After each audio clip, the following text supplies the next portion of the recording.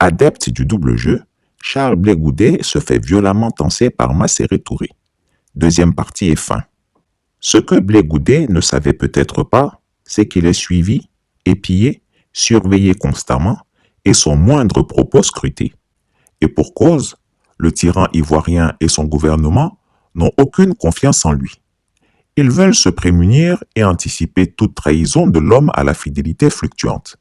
Certes, le despote des lagunes a écouté les supplications de ceux qui ont ardemment négocié son retour, c'est-à-dire Claude Sailly, Amadou Koulibaly, Masséré Touré, Kakabé et autres, et a fini par le laisser rentrer, mais n'en demeure pas moins qu'il le tient à l'œil. Ceux-ci lui avaient assuré que l'ancien résident de La Haye leur avait donné sa parole d'honneur qu'il ne rejoignerait pas le président Laurent Gbagbo ni sa tendance politique. Il s'était engagé à affirmer sa différence avec ce dernier et prendrait ses distances avec le camp de l'opposition traditionnelle. C'est pourquoi, dès qu'il est rentré et a commencé à lancer des piques à peine voilées au président Gbagbo à travers des proverbes bêtés, ses parrains auprès d'Alassane Ouattara s'étaient réjouis à gorge déployée. Mais ce 11 janvier 2023, on ne sait quelle mouche l'a piqué et tout a changé. Était-ce une simple fausse route? Toujours est-il que prétendant donner son avis sur l'actualité politique nationale, en sa qualité de président de parti politique, Charles Blé Goudet s'est permis de critiquer le sacré troisième mandat d'Alassane Gaspard Dieudonné Ouattara, alias Chameau. Je pense que le troisième mandat, vous savez, il y a des positions de principe. Je suis contre le troisième mandat. À moins que dans les constitutions d'autres pays, il soit prévu un troisième mandat. Donc, je n'ai pas de problème avec ça. Parce que c'est ça qui est la loi fondamentale. Si vous prenez un pays lambda, d'accord, qui prévoit dans sa constitution qu'un président de la République est autorisé à faire autant de mandats qu'il veut. Ça, c'est leur constitution. Je n'irai pas leur dicter une constitution. Dans mon pays et dans d'autres pays où c'est prévu 2 mandats, s'il vous plaît, respectez vos mandats et puis allez-y. On peut diriger et puis on s'en va. À peine la conférence de presse terminée, Alassane Ouattara a été informé des propos peu amènes tenus contre lui par celui qu'il considère comme un double renégat. Il piqua une vive colère et appela Masséré Touré pour lui passer un savon mémorable. Comment avait-elle osé laisser Blé Goudet dire publiquement les énormités qu'il avait débitées lors de sa conférence de presse? Il annonça qu'il allait le faire arrêter sur le champ pour le punir de son insolence et de son ingratitude. Il rappela que pendait au-dessus de sa tête une condamnation à 20 ans de prison et qu'à la différence de Laurent Gbagbo, il n'avait pas été gracié. Je suis Kofo, journaliste à l'Intelligence d'Abidjan. Ma question est relative à Charles Blé Goudet. La semaine dernière, il a animé une conférence de presse lors de laquelle il a appelé à la levée de sa condamnation de 20 ans, de sorte à ce qu'il puisse participer aux élections de 2023 et de 2025. Monsieur le ministre, je veux savoir s'il y a une chance pour lui d'avoir gain de cause.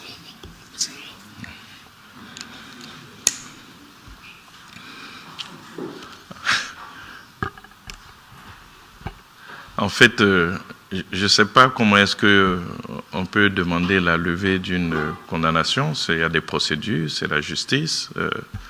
Enfin, je m'interroge, sauf à croire quelque part que la justice ne sait pas faire son travail, mais il y a des procédures. Donc, demander comme ça au cours d'une conférence de presse, donc la levée d'une décision de justice, ça me paraît surprenant quand on connaît le fonctionnement d'un État. À peine remise de l'engueulade présidentielle, que Dame Masséré Touré se saisit de son téléphone pour appeler l'impudent le même jour à 17h GMT. Elle l'interpella durement, d'abord sur les motivations de la conférence de presse qu'il a donnée, et ensuite sur les raisons pour lesquelles il a cru bon de s'attaquer frontalement au troisième mandat d'Alassane Ouattara, qui l'a fait rentrer en Côte d'Ivoire et qui lui donne les moyens de vivre et de se déplacer. Aurait-il oublié que le troisième mandat faisait partie des lignes rouges à ne pas franchir? Elle le gronda, tel un garnement indocile et mal élevé, puis le menaça de châtiment pour sa traîtrise. Apeuré et tremblotant, Blé Goudé prit sa voix la plus doucereuse pour se justifier piteusement.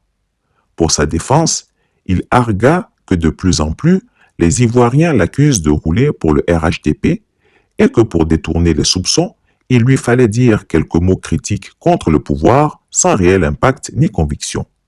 Il jura qu'il avait fait bien attention au choix des mots pour ne pas froisser son Excellence le président Alassane Dramane Ouattara, son illustre oncle, et qu'en réalité, au sein de la classe politique actuelle, il n'y a pas plus grand admirateur de son œuvre à la tête de l'État que lui, Charles Blé Goudé. Il se proclama parmi les plus grands soutiens du chef de l'État et jura que leur deal tenait toujours. Il rajouta que jamais, au grand jamais, il ne trahirait ses engagements. Il sait bien qu'il lui donne les moyens de mener une vie décente et ne veut en aucun cas prendre le risque de se fâcher avec son oncle. D'ailleurs, a-t-il juré, personne ne se souvient de ses propos sur le troisième mandat. Mieux, sa conviction personnelle est que la Constitution donne le droit à son oncle de faire un autre mandat après celui en cours, et que ce n'est pas lui, Charles Blé Goudé, qui viendrait contredire les illustres magistrats de la Cour constitutionnelle qui ont estimé qu'Alassane Ouattara n'en était qu'à son premier mandat de la Troisième République. Et toutes les dispositions seront prises pour que la démocratie malienne soit la plus enviée au monde. Dans ce chantier, nous prêterons une attention particulière au troisième mandat, qui ne sera pas possible. Le troisième mandat. A-t-il réussi à calmer la colère de Masséré Touré? Nul ne le sait. Toutefois, avant de raccrocher, elle lui a fait injonction d'éviter à l'avenir ce genre de sortie de route et de veiller à ce que chacune de ses déclarations concernant Alassane Ouattara lui soit préalablement soumise pour examen.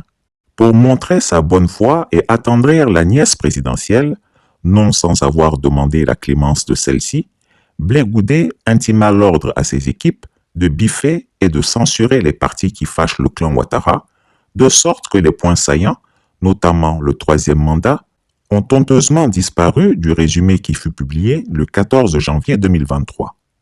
Chris Yapi vous invite à aller vérifier de vous-même sur la page Facebook de Blé Goudé afin que vous confirmiez mon propos. Il argua que le direct qui avait été fait sur sa page le 11 janvier dernier était tellement long qu'il y a bien des chances que les internautes ne s'aperçoivent pas de la manœuvre. Moi, je ne suis pas content. Moi, je suis pas content. Et quand j'en parle, on dit, mais pourquoi il dit ça? Quel crédit peut-on accorder à un tel politicien, lui qui est désormais soumis à faire valider tout propos par le régime Ouattara? Chris Yapi invite Blé Goudé à venir porter un démenti, comme il sait si bien le faire, et s'il le faut, avec un proverbe bété à l'appui. Selon les bétés, il y a un proverbe qui dit En tout cas, le fabuliste Blé Goudé a sué de tous ses pores. En Côte d'Ivoire, on dit « Dieu connaît bagage qui est lourd ». Ce manipulateur, qui pensait pouvoir s'asseoir confortablement, le cul entre deux chaises, vient de se rendre compte que c'est un exercice périlleux. Il n'est pas facile de jongler, de faire croire au peuple qu'on rentre pour mener le combat que l'opposition ivoirienne n'ose pas mener contre le RHDP et dans le même temps, promettre à Alassane Gaspard Dieudonné Ouattara alias Chameau que l'on serait son plus fidèle allié. Donc, quand j'ai réglé mon poisson, je vais l'enlever. C'est bon. Voilà. Je fais mon poisson grillé. Voilà. Voilà, donc, je vais faire mon poisson. Je dis que je vais faire la loco. Il dit, lui, ne mange pas de la loco. Il va manger du riz.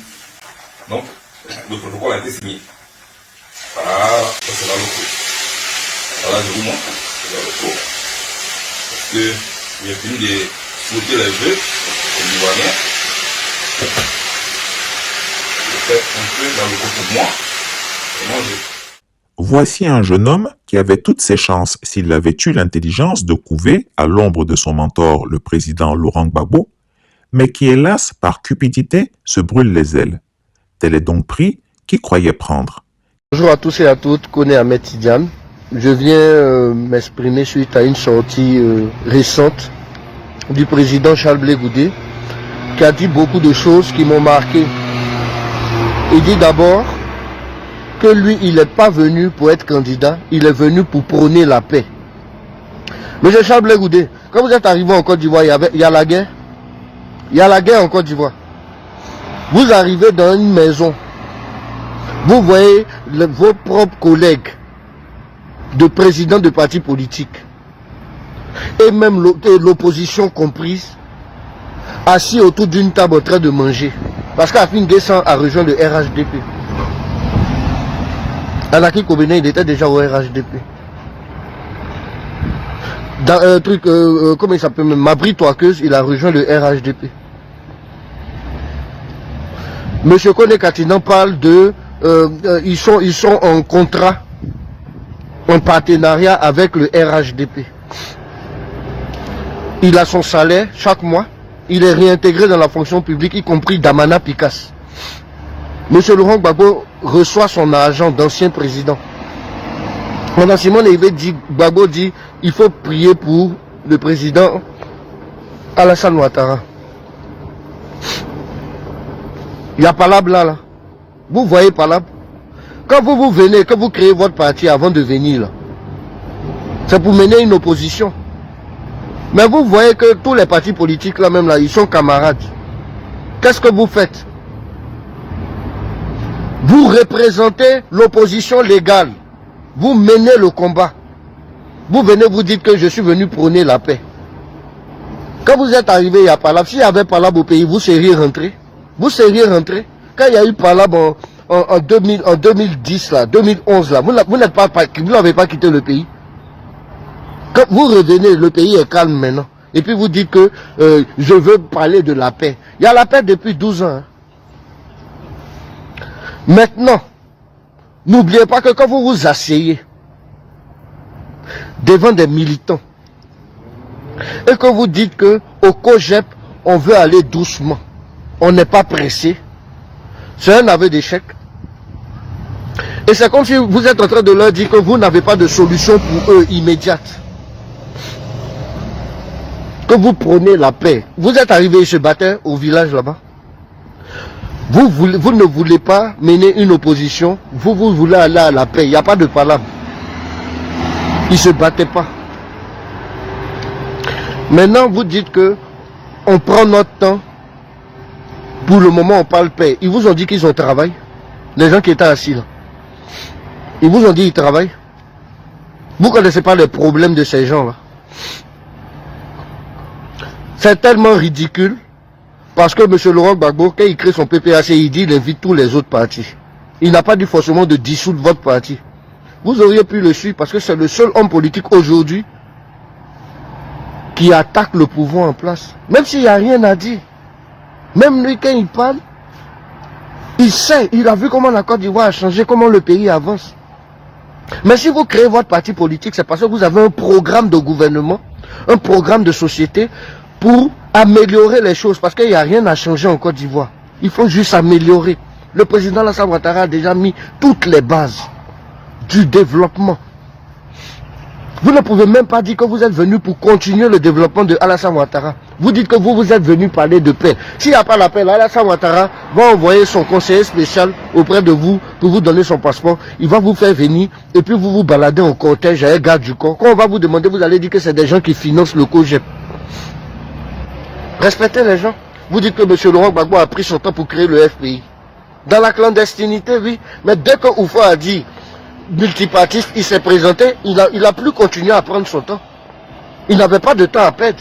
Il se présente contre Oufoué dès les premières élections. Vous dites que le RDR, le président Alassane Ouattara a mis le temps pour bien installer les bases solides du RDR. Mais quand le président Oufoué Boigny meurt, le président Alassane Ouattara se présente en 95 face à Bédié. Et il se présente même avec Gbagbo dans le Front républicain. Quand Gueye arrive, il crée son parti politique, l'UDPCI, il vous dit il a le temps. Il allait directement aux élections. Hein. Il avait dit il venait gérer une transition, balayer la maison et puis partir. Il ne s'est pas présenté. Bon, vous-même, vous avez créé votre parti politique là. C'était un parti pour la paix. Il n'y a pas de guerre en Côte d'Ivoire. Le pays avance.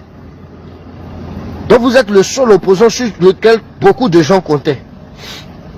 Vous vous asseyez devant des gens, ils ne vous ont même pas dit s'ils travaillent. Quand vous les voyez là, ils travaillent. Et puis vous dites qu'il faut prendre son temps pour construire le parti. Que vous pouvez avancer à vélo. C'est avec vélo vous êtes parti là-bas. C'est pas un cortège. Il n'y a pas de gars du corps. Vous allez dire que c'est des gens du parti qui payent ceux-là. Vous êtes en train de manger et puis vous pensez que vous allez distraire les gens. Vous êtes en train de manger et vous pensez que vous allez distraire les gens. Et puis si à l'appel là, vous êtes obligé de parler, crier. Il n'y a qu'un palabre. C'est le discours populiste. C'est le discours d'Agora. Vous n'avez aucune solution pour les Ivoiriens. C'est ce que ça veut dire. Non, c'était mieux de dire, je rejoins mon papa au PPACI. Parce que lui, au moins, quand il sort, il parle. Je suis venu prôner la paix. Quand on ne plante pas igname dans la forêt. Mais quand vous êtes arrivé, vous voyez que tous les hommes politiques, ils sont en train de manger igname dans la forêt. Vous venez que je vais défricher. Défricher. Défricher. On vous attend. Défrichez bien, hein. On vous attend. Je suis à vous, M. Charles Blé Goudé. Vous m'avez attaqué en parabole dans votre dernier discours. Vous m'avez attaqué en parabole. Parce qu'au COGEP, je suis la seule personne qui vous dit la vérité. Vous m'avez attaqué en parabole. Vous avez vu comment je suis efficace dans les vidéos, non? C'est pas discours populaire. Je suis à vous, M. Charles Blé Goudé. Chris Yapi ne ment pas. Retrouvez Chris Yapi sur ses deux chaînes YouTube, sa chaîne Dailymotion, Instagram et VK.